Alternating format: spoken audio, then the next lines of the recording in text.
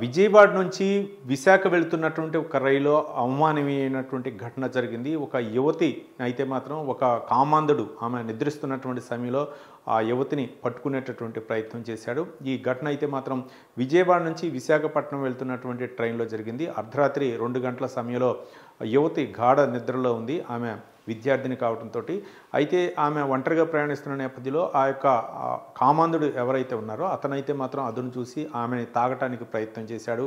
ఆమెని గమనించినటువంటి ఆ సదరు యువత అయితే మాత్రం అక్కడ గలాటా చేసి అతన్ని పట్టుకొని అక్కడ స్థానికుల ప్రయాణికులతో కలిసి అతను అయితే మాత్రం దేహశుద్ధి చేయడం జరిగింది. ఇక ఈ తంతంతా జరుగుతున్న క్రమంలోనే నెక్స్ట్ వచ్చేటటువంటి రైల్వే స్టేషన్లో అయితే మాత్రం ఆ ట్రైన్ ఆగ్గా అక్కడ ఆర్పిఎఫ్ పోలీసులకు అయితే మాత్రం ఈ యొక్క కామాంధుడిని అప్పచెప్పడం జరిగింది. మొత్తానికైతే మాత్రం అప్రమత్తత ముఖ్యమని చెప్పేసి పోలీసులు చెప్తున్నారు. ఒక విధంగా చెప్పాలంటే కామాంధులు అంటే వాళ్ళు ఎక్కడో ఉంటారు, లేకపోతే ఏ విధంగా ఉంటారు అనేది కాదు, వాళ్ళు చేస్తున్నటువంటి ప్రయత్నాలు ఏవైనా ఉంటాయి. ఈ మధ్యకాలంలో ట్రైన్లో ఎక్కువగా ఇట్లాంటి ఘటనలు ఎక్కువగా చోటు చేసుకున్నటువంటి నేపథ్యంలో పోలీసులు కూడా చెప్తున్నారు.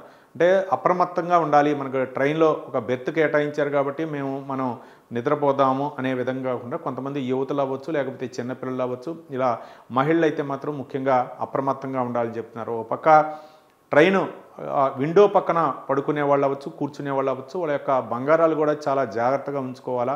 అటు ఎటువంటి ఖరీదైనటువంటి ఆ యొక్క గొలుసులు వేసుకోవటం కానీ అలాంటివి చేయొద్దని కూడా చాలామంది విజ్ఞప్తి చేస్తున్నారు. మరోపక్క ఇలాంటి ఘటనలు జరుగుతున్నప్పుడు అప్రమత్తంగా ఉండాలని చెప్పేసి పోలీసులు కూడా హెచ్చరిస్తున్నారు. మరోపక్క ఒక పక్క పోలీసులు నైటు గస్తీ తిరుగుతూ ఉంటారు ట్రైన్లో, కానీ ఇలాంటి ఆకతాయికులు చేస్తున్నటువంటి కామాంధులు ఎవరైతే ఉన్నారో వీళ్ళు చేస్తున్నటువంటి ఈ పనుల వల్ల చాలామంది కూడా ఇబ్బంది పడాల్సినటువంటి పరిస్థితి వచ్చింది. ట్రైన్ జర్నీ చేయాలంటేనే భయపడే పరిస్థితి ఏర్పడుతుంది.